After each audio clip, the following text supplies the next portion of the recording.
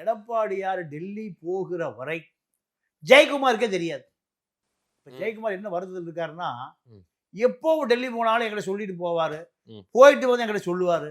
இப்போ போகும்போதும் என்னை கலந்து ஆலோசிக்கவில்லை, போயிட்டு வந்த பிறகு என்ன கலந்து ஆலோசிக்கவில்லை, என்ன பேசணும்னு பேசவும்னு சொல்லவே இல்லை. இல்லைங்க, டெல்லிக்கு போறாருன்ற தகவல் செய்தி வழியா அவர் பார்த்துட்டாரு.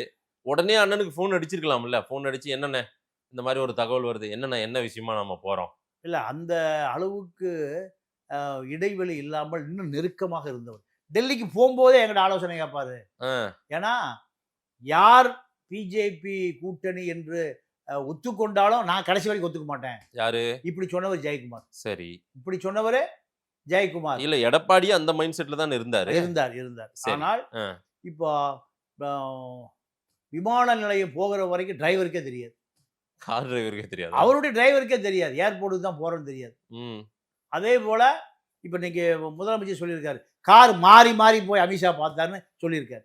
அப்ப அவரு முதலமைச்சர், அவருக்கு டெல்லியில பல உளவு தகவல் சோர்ஸ் வந்திருக்கும். அவர் சட்டசபையில அமித்ஷாவை பாக்குறதுக்கு முன்னாடியே சொல்லிட்டாரு.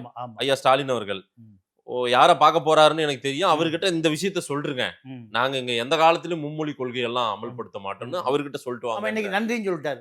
நான் சொல்லிட்டேன், அதை நீங்க சொன்னதை நான் போய் அவருக்கு சொல்லிட்டேன், அதுக்கு ரொம்ப நன்றின்னு சொல்லியிருக்காரு.